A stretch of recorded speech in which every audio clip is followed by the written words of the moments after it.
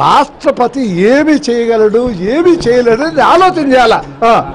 మంత్రులు వేస్తే రాష్ట్రపతి ఏం చేస్తాడయా?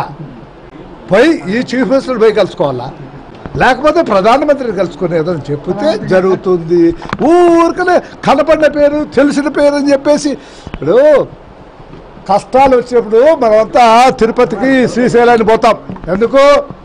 ఆపద్బాంధవుడా మొక్కి నమస్కారం స్వామి నాకు ఈ కష్టం పోనీ అని చెప్పి. ఇప్పుడు మావాడు కూడా అదే పని చేసింది. వాడు పోయింది దీనికోసమా పాడా?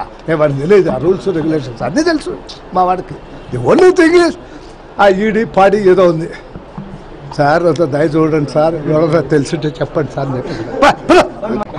ఇవాళ మిశ్రమ ప్రభుత్వాలు లేటి ఏడున్నాయి చెప్పు, ఒకటి చెప్పు. ఏం సెంట్రల్లో మిశ్రమ ప్రభుత్వం కాదు అవా? తెలుగుదేశానికి మంత్రి పదవులు ఇచ్చిరి, ఎవరికి వాళ్లకు తృణమూలకి మహారాష్ట్ర ఇచ్చిరి, ఏడ చూసినా ఇచ్చినారు.